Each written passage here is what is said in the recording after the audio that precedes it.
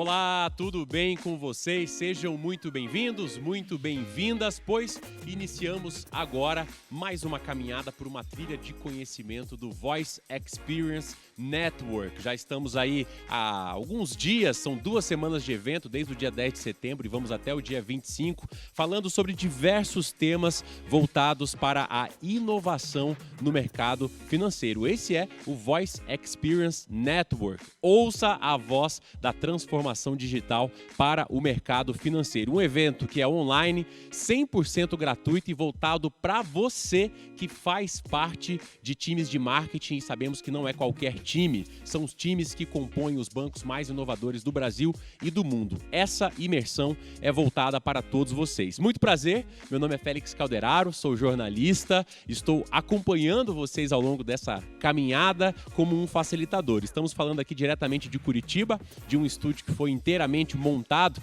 preparado, com toda a segurança, garantindo que todas as normas voltadas para os cuidados com a saúde fossem seguidos, para que assim a gente pudesse levar o melhor conteúdo aos melhores profissionais. Gostaríamos de também destacar que este evento é uma iniciativa da PhoneTrack, que é líder no mercado em inteligência artificial aplicada à voz, e é claro que a PhoneTrack, na organização do evento, contou com o apoio de alguns aliados de peso, que auxiliaram e muito para a concretização de nosso evento. Então, o nosso muito obrigado a Tecnobank, Simply, Ebanks, iLumio, IDWall, Banco Daicoval, Sicredi, Cortex e Sensidata. A todos esses nossos parceiros, o nosso muito obrigado. E agora nós estamos aqui diante do desafio da nossa trilha sobre acessibilidade, usabilidade. Vamos falar sobre inclusão. Mas, antes de apresentar o nosso palestrante, eu gostaria de trazer aqui ao palco o nosso convidado. Seja muito bem-vindo, Bruno Rusanowski. Tudo bem, Bruno? Obrigado, Félix. Tudo bem. Tudo bem, pessoal? Legal, que bom que você está aqui com a gente. O Bruno é especialista em marketing B2B e tem mais de 7 anos de experiência na construção de estratégias de aquisição e retenção de grandes contas. Com passagem por empresas de tecnologia e agências de branding e performance, atualmente é o braço do marketing responsável por estratégias Enterprise e Tech Partners na PhoneTrack. E agora sim, acho que a gente pode chamar aqui o nosso convidado no telão, Bruno? Por favor. Vamos lá. Sauro! Tudo bem contigo, meu amigo? Está conosco? Olá, tudo bem? Boa noite, boa tarde, não sei, né? Que horário que a gente está, mas o tempo já não é mais relevante nesse momento de pandemia. Mas muito prazer estar aqui. É verdade. Seja bem-vindo, viu? Obrigado. Sauro, antes da gente começar o bate-papo contigo, eu quero te apresentar um pouco para o público de casa. Para quem ainda não conhece, o Sauro é gerente de UX Paranabanco. Ele é especialista em UX com mais de 15 anos de experiência em desenvolvimento de produtos digitais, liderança de times criativos e planejamento estratégico com foco em UX. Atualmente é gerente de UX no Paranabanco e também pai de pet, que daqui a pouco ele me disse que vai mostrar esse pet ali na live. Ó, só para explicar para o pessoal de casa, o Sauro tá fazendo um esforço sobre-humano para estar com a gente. Ele amanheceu hoje aí com uma virose, a garganta não tá legal. Ele disse que colocou ali do ladinho kit, água, remedinho pro nariz, mas pode ser que durante a nossa live ele tenha que de repente dar aquele gole na água. Se for esse o caso, já está desculpado desde já por todos nós. Bruno, temos muitas coisas para conversar. Eu quero saber por onde vamos começar a espremer conteúdo do Sauro aqui agora. Bom, vamos lá. Obrigado, Félix. Então, quando a gente estava pensando, né, sobre o planejamento desse talk e como a gente ia abordar as questões relacionadas à usabilidade, né, e todas as otimizações que esse mercado ele precisa sofrer, né, em todas as semanas e tratativas das ferramentas, a gente resolveu dar um passo anterior e trazer aqui um conteúdo relacionado à formação desses times, né? Muito se fala sobre times multidisciplinares, como diferentes formações trabalham, né, melhores juntos. E aí, dentro disso, eu tenho aqui um dado de um estudo da McKinsey de 2017, que fala que, relacionado à diversidade de gênero, times que realmente trazem isso para a prática, para uma rotina, são 21% mais lucrativos em empresas, né, que têm isso como realmente uma rotina, do que outras empresas que não têm isso como uma prática. Então, além da gente trazer aqui isso para uma questão monetária, Também passando por toda a questão histórica, né, de reparação e de equidade e também de igualdade, que a gente consegue trabalhar dessa forma, a gente traz aqui de uma maneira bem bacana algo que traz um benefício geral para todos e que também inclui aqui diferentes camadas, né, da sociedade. Nesse sentido, então, a gente está muito feliz de trazer o Sauro aqui, porque ele consegue nos trazer aqui uma experiência e uma sinergia com o nosso tema. E aí a minha primeira questão, né, como você falou, Félix, aqui o que a gente vai introduzir nesse momento, é justamente te perguntando, Sauro, dentro do papel do líder, como você vê essa questão relacionada à diversidade, como aplicar isso num mercado que está trabalhando aqui uma transformação digital, né, há algum tempo, com produtos cada vez mais digitais? Olha, essa é uma pergunta assim mega pertinente e é bastante legal, principalmente assim, parabenizar o evento por trazer esse assunto. O assunto do líder ser um responsável pela diversidade, por essa construção do time diverso. Eu vejo muitos talks, muitos materiais na rede sobre avaliação de time de liderança, sobre montar esse time com foco em skills basicamente técnicas ou única e exclusivamente técnicas, e muito pouco é falado sobre a construção desse time diverso com o viés do papel do líder. Assim, qual é a minha responsabilidade como líder em trazer, em olhar para o mercado, né, olhar o impacto que eu quero ter, tanto no mercado, quanto na sociedade, quanto no produto, o meu papel é em construir esse time, em olhar além da bolha técnica, digamos assim, e trazer também, principalmente na frente de experiência, porque experiência do cliente, experiência do usuário, o pilar principal são as pessoas. Então, por mais skill técnica que você tenha, por mais background técnico e conhecimento técnico que você tenha,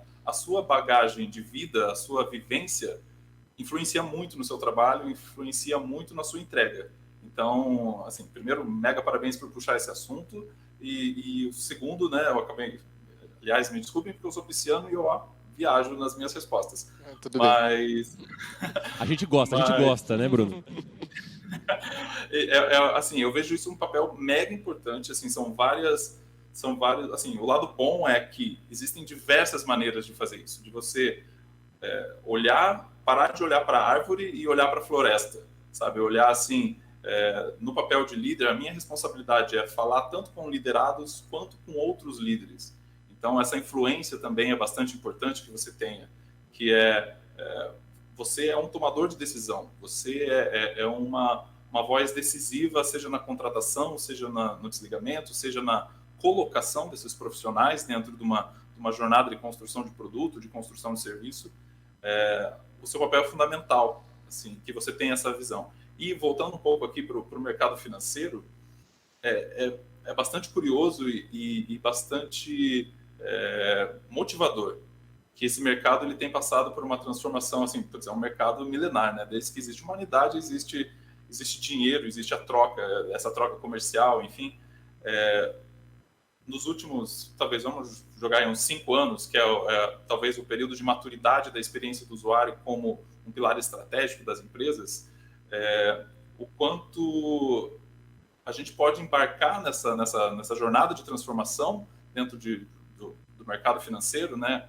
Não temos mais os monopólios de produtos, os monopólios de serviços financeiros, eles estão cada vez mais fracos. Então, da mesma maneira que o mercado se expande para a diversidade de produtos e startups e empresas que são oferecidos, maior a gente tem a oportunidade de criar esse mercado diverso partindo dos profissionais que constroem isso. Então, isso é mega importante e é fundamental, eu diria.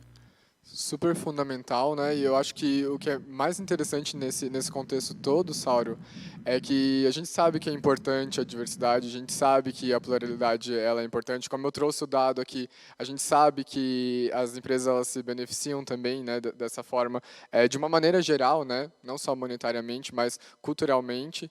Mas por mais que isso seja tão óbvio como eu falei, é uma questão que ela é muito intrínseca e ela é cultural. Então, algumas empresas elas iniciam uma tentativa de pluralidade, isso fica extremamente superficial e aí existe todo um trabalho de gestão e cultura que precisa ser feito e que precisa ser enraizado, que eu acho que é a questão mais delicada quando a gente trabalha, inclusive falando sobre transformação digital para esse mercado, porque como a gente pega alguns casos que são extremamente enraizados, como você falou, são empresas que estão antigas, né, no mercado.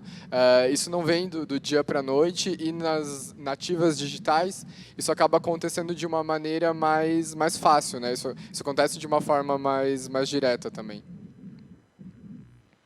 Sim, ela acontece de maneira mais fácil, mas eu até consigo trazer aqui uma atenção, né, para esse assunto, que as startups e as empresas novas, não preciso usar só o modelo de startups, mas empresas novas ou novas iniciativas, elas, na maioria das vezes, elas se baseiam em mercados que já existem anteriormente, né? Eles se baseiam num legado.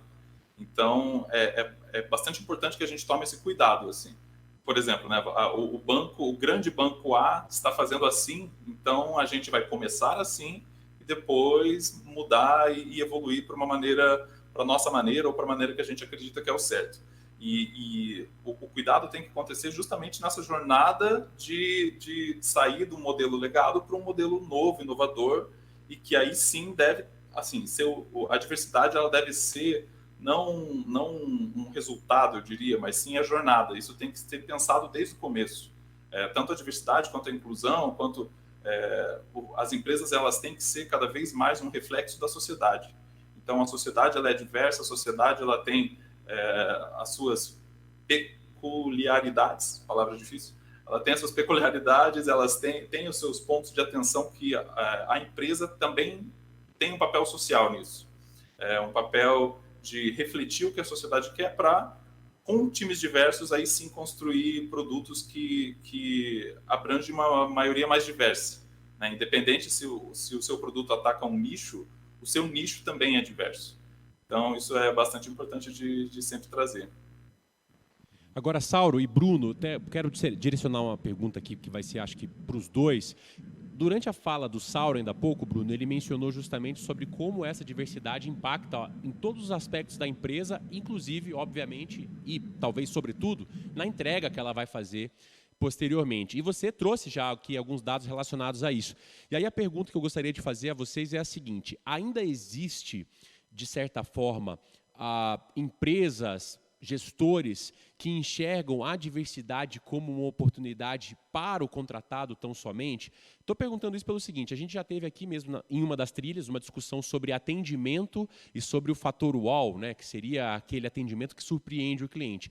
E aí a gente conversando com a Júlia Souza do Nubank, perguntei a ela se existia algum segredo e qual seria o segredo para que o Nubank conseguisse ter uma cultura de atendimento, porque todos os contatos que eu faço com o Nubank tem um smile na conversa, tem um atendimento muito positivo, e a resposta dela foi: o segredo, Félix, se existe, é diversidade. A gente tem uma equipe muito diversa e isso permite com que a gente consiga atender a maior parte, se não todos, o nosso público de clientes de uma maneira muito inclusiva, de uma maneira muito aprazível para quem chega, porque a gente sabe a forma de tratar todo mundo, porque a gente tem todo mundo aqui dentro.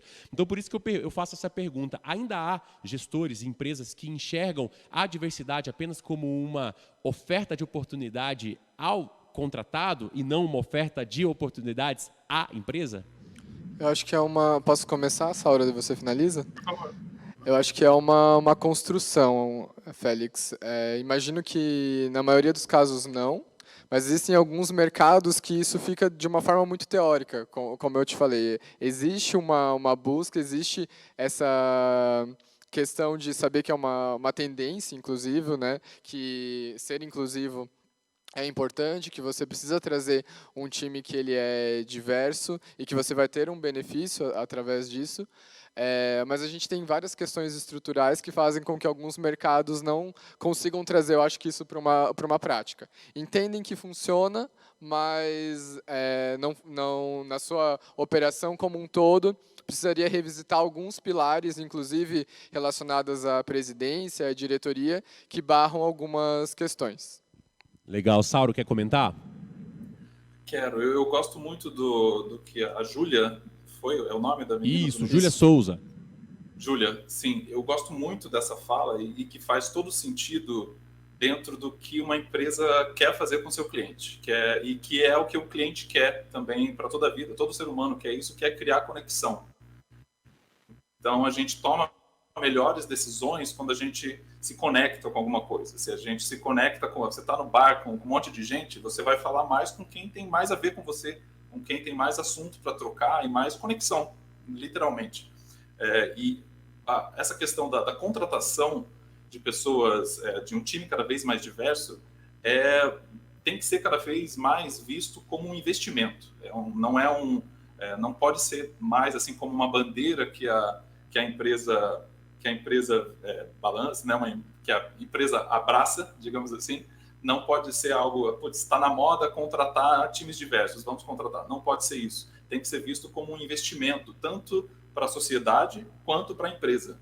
Porque um time diverso se conecta melhor. Um time diverso, em qualquer... A Júlia trouxe um exemplo do atendimento do Nubank, mas essa visão pode e deve se expandir para todas as áreas da empresa. Então, um gestor, uma liderança que está, vamos pensar, de maneira financeira, numa empresa financeira, né? Um diretor financeiro dentro de uma empresa financeira. Ele, com essa visão de conexão com o público, ele não está no front, digamos assim, mas essa visão dele vai ajudar a empresa a tomar decisões que tragam essa diversidade, que tragam essa inclusão. Então, pessoas, assim, vozes decisivas dentro da empresa têm que ter essa visão, devem consumir essa diversidade, devem estudar sobre isso, devem abraçar esse conhecimento, essa causa, digamos assim, para que a empresa, de forma natural, tenha isso na sua cultura e não de maneira midiática, talvez eu possa trazer essa palavra, para fazer e para dizer que faz. E não fazer pensando como isso é benéfico para a empresa e como isso é benéfico para a sociedade, para o produto como um todo. Eu gosto muito de uma... Certo dia eu estava comentando com um amigo, fazendo analogias, eu adoro analogias, que é quanto, assim, pensando na saúde de uma empresa. Antes, a experiência do usuário, a diversidade, a acessibilidade, ela era vista como um alimento, como uma vitamina, digamos assim. E na medida que as empresas foram evoluindo, o mercado foi evoluindo, a gente foi se fortalecendo muito mais com o médio. Então, hoje a gente tem empresas que não abraçam a diversidade, não investem na diversidade, elas são empresas que estão doentes. Então, são empresas que estão na contramão do que é a sociedade, elas estão indo na contramão do que a gente considera uma sociedade saudável, um mercado saudável, e os profissionais de experiência, ou os profissionais de pessoas de cultura, enfim, de RH, trazem esse remédio, que é a diversidade, que é a inclusão, que é a acessibilidade de produtos e a acessibilidade de pessoas ao mercado, como um remédio. Então, é muito bom ver que a gente se fortaleceu como um produto essencial para a saúde dessas empresas. E voltando, né, ao assunto, viajei mais uma vez, o quanto a gente tem que trazer isso como cultura. E como, se tem alguma coisa que tem que ser top-down nas empresas, tem que ser a inclusão. Então, normalmente profissionais reclamam, essa decisão veio top-down, o chefe falou, eu vou fazer. Então, se tem uma decisão que tem que ser top-down, essa decisão tem que ser a inclusão de pessoas. A inclusão de pessoas diversas, a inclusão de minorias, a inclusão de pessoas que estão à margem da sociedade, enfim. Eu vejo isso como uma posição de cultura das empresas para elas se manterem saudáveis. E é uma Legal. construção também, né, Sauro? Porque apesar de ter todo esse investimento, né, e como a gente falou, é necessário e é óbvio também, as empresas, como a gente já falou, se beneficiam e os times, né, quando a gente vai aplicar isso a um filtro, por exemplo, de um time de criação, de usabilidade, que está pensando realmente na otimização da ferramenta, você trazer essa pluralidade, além de ser um reflexo da nossa sociedade, é um reflexo também do cliente final, né?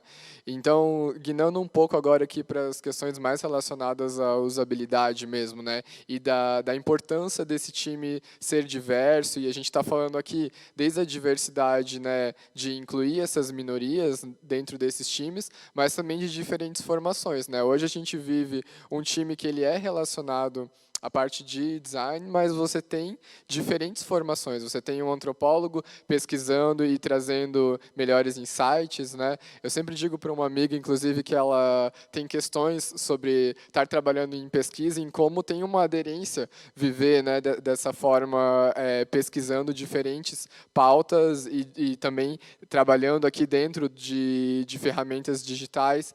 As próprias pessoas relacionadas ao conteúdo, então você pode ter um jornalista, por exemplo, de formação. Enfim, a gente ultrapassa as barreiras, né, da formação acadêmica. Eu acho que isso é um grande avanço também da transformação digital.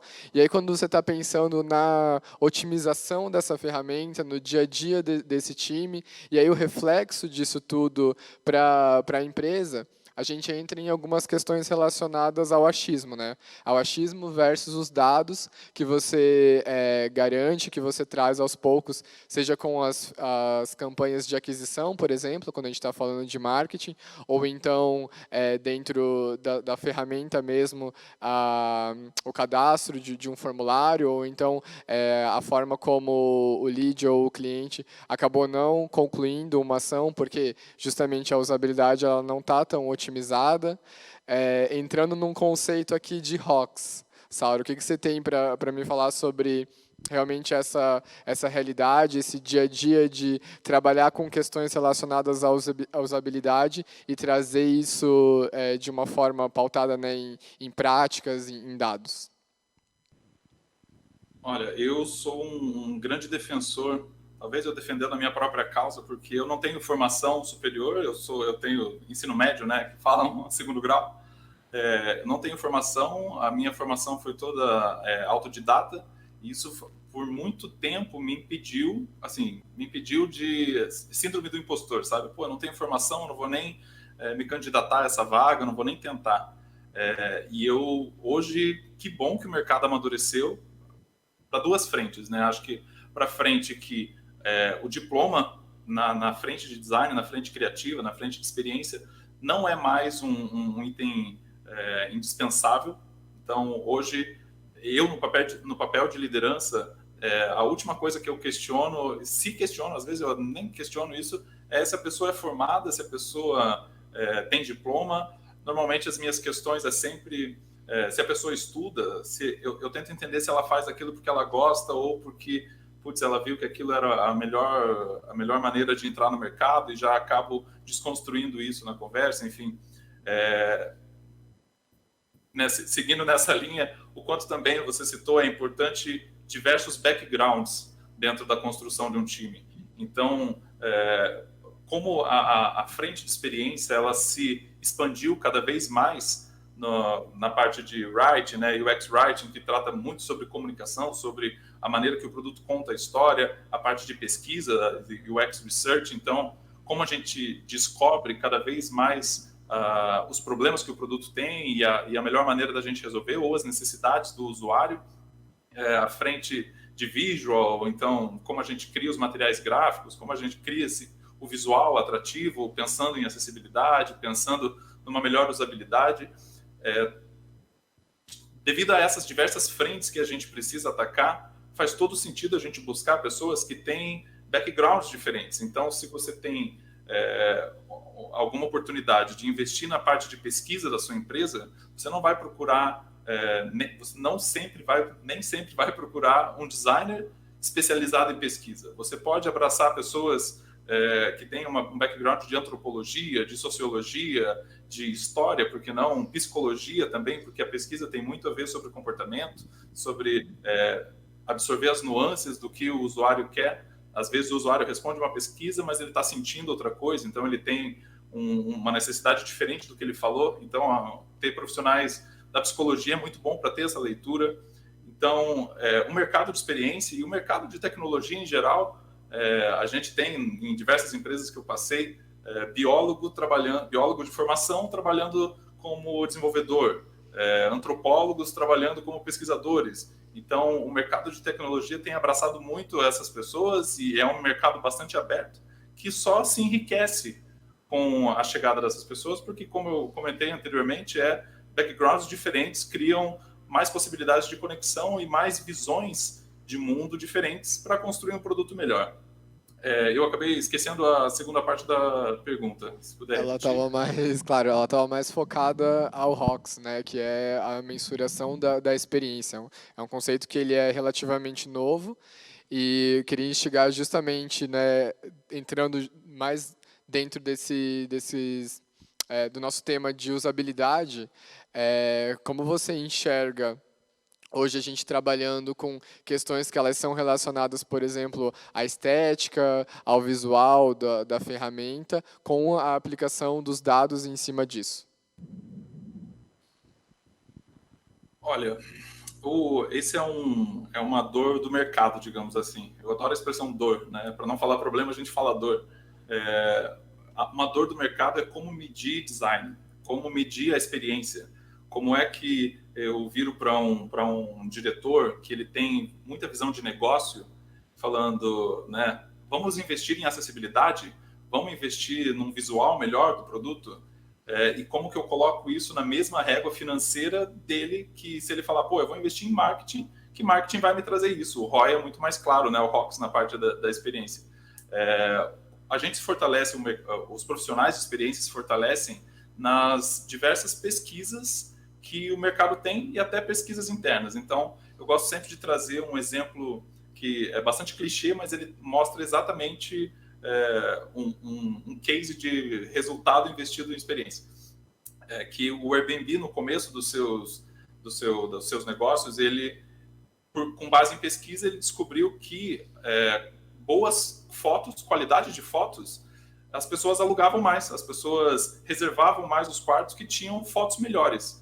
E não era uma questão de que não tinha foto ou que a foto era uma feature nova que seria implementada. Era só questão da qualidade da foto. Então, as fotos ruins, quem já alugou imóvel, comprou imóvel, sabe como é péssima a qualidade das fotos em sites de imobiliária. Assim, você fica imaginando até a pessoa que tirou essa foto, né? Ela chegou lá com o celular, mirou no canto superior da parede, tirou foto e coloca a legenda, quarto. Aí você fala, puta, mas que é esse quarto? Assim, não me agrega nada, não me traz informação, não cria conexão.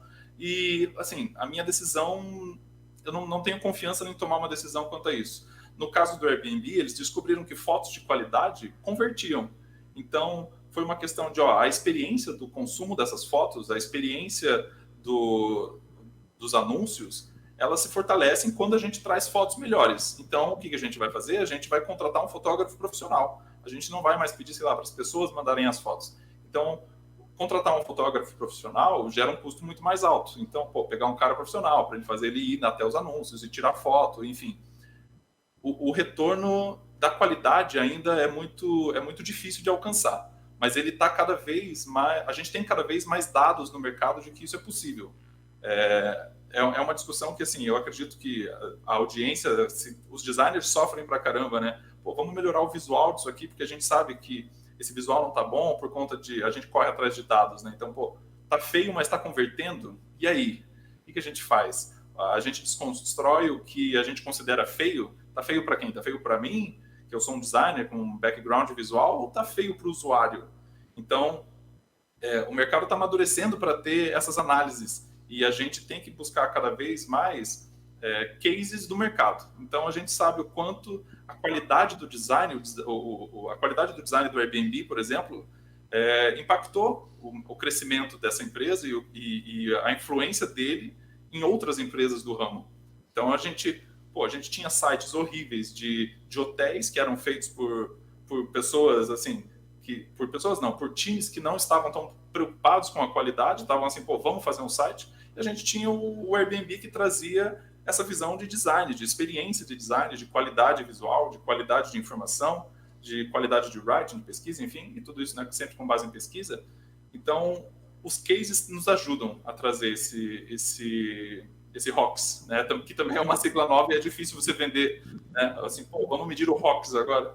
É complicado, Exato. mas Legal. o mercado está amadurecendo. Eu acho que gostei muito do que você falou, Sauro, sobre tá feio para quem, né? E quando a gente está trabalhando sobre algo que é tão subjetivo, né, tá relacionado à estética e tá relacionado ao gosto pessoal das pessoas, qualquer pessoa que trabalha com criação ou experiência sofre muito com isso, né? É uma dor, como você falou, super latente. E o que faz com que a gente sane essas questões, primeiro são os testes, né? Então você deixar rodando realmente diferentes versões do aplicativo e de diferentes páginas deles, né? Se a gente está trabalhando com uma campanha de aquisição, você faz um teste A/B de 2 anúncios, por exemplo, e a partir disso você consegue realmente trazer então as métricas e sanar esses achismos, né? A gente na PhoneTrack costuma falar muito sobre o telefone e a importância do telefone dentro da operação, que às vezes fica realmente esquecida, né?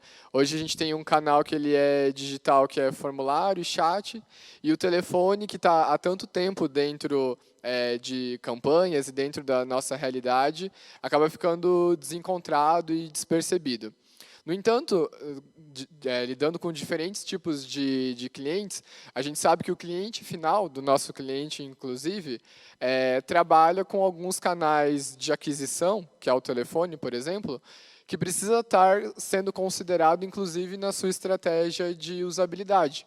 Porque se você faz um teste e um canal de telefone, por exemplo, acaba gerando uma ligação de ajuda ou de conversão maior do que, por exemplo, você não ter esse bottom, é importante que você considere ele na operação. E aí isso depende, inclusive, da sua persona, né? Se você está trabalhando com um público que ainda utiliza muito o telefone, precisa desse contato humanizado, e é importante a ligação, não tem como você tirar ele, né? E aí, quando a gente aplica isso relacionado à usabilidade, como você enxerga essa importância de entender realmente os canais que são importantes para o cliente e não as empresas, como durante muitos anos, forçando quase que uma barra ali, né? Não, a gente precisa, por exemplo, investir em marketing digital. Ou então, realmente, a gente não tem que ter telefone, vamos realmente só ter bot e coloca o WhatsApp, que é o que está vendendo. Olha, eu vejo isso de maneira bastante importante. E eu volto na minha fala sobre criar conexão, que tem tudo a ver. Assim, eu gosto muito do case do chatbot. Assim, eu acho o chatbot mega importante, mas o quanto o chatbot, assim, em sites, em sistemas, teve que ter uma curva de aprendizado, uma curva de adoção, digamos assim, dos clientes, muito, muito extensa. Assim, até hoje você vê, e de acordo com essa curva, né, a sua experiência vai ficando ruim, e você tem que ser um guerreirinho para chegar até o fim e conseguir ter a informação que você quer, enfim. O quanto a gente tem que se aproximar da familiaridade que o usuário tem com interfaces ou dispositivos ou canais que ele já conhece, que ele já está acostumado, para a gente não precisar ensinar o usuário, ensinar o cliente um canal, se ele a gente já tem possibilidade de explorar outros, né?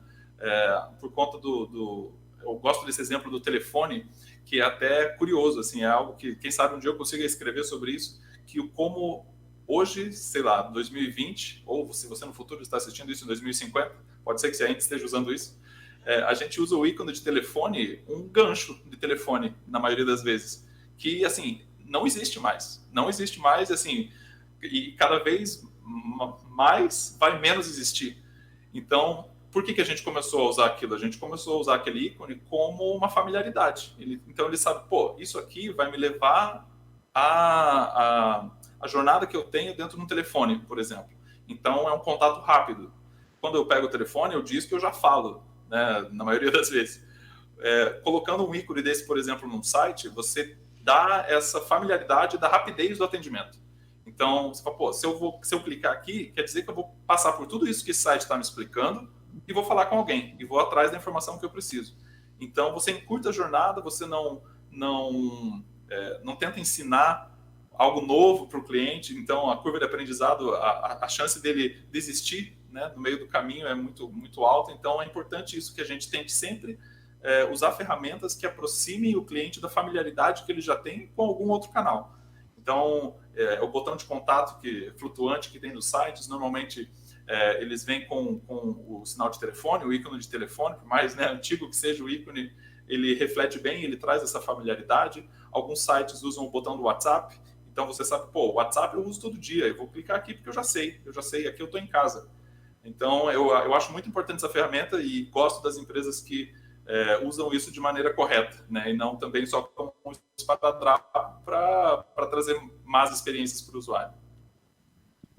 Como mensagem aqui mais relacionada às empresas tradicionais que estão iniciando ou já iniciaram a sua transformação digital, Sauro, qual que é uma mensagem que você poderia deixar para esses gestores e também analistas e coordenadores que ou então já estão vivendo uma realidade diversa ou estão buscando viver, dar um panorama aí geral de quem está vivendo isso dentro de uma experiência atual e que está passando por essa transformação aí de ter vindo de uma empresa, né, que está passando pela sua transformação digital e que já tem sucesso, já está conseguindo realmente emergir e se dizer, né, realmente muito mais digital do que um ano atrás, por exemplo. Sim, eu acho que eu começo falando sobre a palavra transformação, né? A transformação, ela não fala sobre vai ser bom o tempo todo, não fala que vai ser ruim o tempo todo, fala que é transformar. Então, durante essa transformação, você vai enfrentar situações difíceis, situações fáceis, situações de vitória, situações de derrota, mas é importante o quanto você aguenta, né? O Rock sempre fala isso, não importa o quão forte é teu soco, não importa quanto soco você aguenta de pé e continua lutando. Então, no papel de liderança, a primeira coisa que você tem que pensar é que você tem uma responsabilidade muito maior do que a empresa vai te dar. A empresa vai pedir para você converter mais, a empresa vai pedir para você vender mais, para você trazer mais resultado, muito mais financeiro do que de pessoas. E a sua responsabilidade é muito maior que isso. A sua responsabilidade é criar um ambiente diverso, um ambiente saudável, e né, essa saúde vem através da diversidade das pessoas. Então, você principalmente entender que o seu time, independente do tamanho, independente da posição que eles estão dentro da empresa, ele é feito de pessoas, e cada pessoa tem um background, cada pessoa também está enfrentando uma batalha diferente, que você, como líder, tem que ser um escudo para ela. Tem que ser um escudo para que ela possa trabalhar bem, que ela possa se sentir bem no trabalho. Na construção desses times, você deve, como eu falei, acho que lá no começo, né, você parar de olhar para a árvore e olhar para a floresta. Então, quando você olha para a floresta, você tem muito mais coisas para se preocupar, né? Você tem que cuidar de muito mais coisas, porém a floresta te traz muito mais resultados que uma árvore. Então, construa o seu time pensando nessa responsabilidade social que você tem com as pessoas, nessa responsabilidade que você tem com a empresa. Você, no papel de líder, você vai falar com outros líderes, então você também deve ser um multiplicador dessa palavra, multiplicador dessa frente, dessa frente de diversidade, dessa frente de inclusão. Então, converse com outros líderes, independente da área, se está na área financeira, tesouraria, se está na área de comercial, na área de tecnologia, ajude os outros líderes a abrirem os olhos e que eles olhem cada vez mais para a floresta também. Então, acho que o meu recado é esse, assim, se veja como um líder responsável por pessoas. Independente do time, você é responsável por pessoas e você tem muito poder de impacto na vida dessas pessoas, seja para criar um produto, seja para criar um time excelente. Legal, bacana, Sauro. Acabei de falar para o Bruno aqui que eu queria estender mais o tempo, mas infelizmente a gente está já vencendo o nosso horário, Bruno. Infelizmente é um assunto que, quando a gente fez a nossa reunião de alinhamento, né, Saura, a gente já estourou também o tempo. São muitos pilares e espero que dentro desses pilares que a gente abordou aqui um pouco sobre usabilidade, sobre a diversidade, a gente consiga justamente ter passado isso que o Sauro falou sobre como é uma construção e sobre como precisa ser genuíno, né? Com certeza. Então, vamos agradecer aqui. Então, Sauro, muito obrigado pela sua participação conosco aqui no Voice Experience Network. Eu que agradeço o convite, fico à disposição para quem quiser conversar comigo. Estou lá no LinkedIn como Sauro, estou no Twitter como Sauro. Depois manda o WhatsApp aí para quem quiser falar comigo também. Adoro falar sobre isso. Eu costumo falar, né, que eu escolhi ser designer porque eu amo isso. Porque se escolhesse sei lá, ficar rico, eu teria ido, sei lá, para medicina, né? Então, assim, eu amo o que eu faço, eu amo falar sobre design, amo falar sobre liderança, sobre pessoas. Então, fiquem à vontade para falar comigo, eu sou bastante acessível nos canais. E agradeço a Phone3 pelo convite. Fico à disposição, caso queiram falar em qualquer outro momento, porque eu sou um falador nato, né? Eu sou um palestrinha, como diz o meu time. E só tenho a agradecer. Muito obrigado. Valeu, Sauro. Nós que agradecemos, Sauro. Bruno, agradeço a você também por ter participado conosco com esse bate-papo tão enriquecedor aqui com o Sauro, viu? Valeu, obrigado, Félix. Bom, e aí a gente vai encerrar dessa forma, então, a nossa trilha que falou sobre usabilidade, acessibilidade, diversidade. Lembrando que você pode assistir a essa trilha e a todas as outras que nós já tratamos aqui no nosso evento, aqui mesmo no site, na nossa plataforma. Fique à vontade, navegue, assista quantas vezes você quiser, pois este é o Voice Experience Network. Ouça a voz da transformação digital para o mercado financeiro.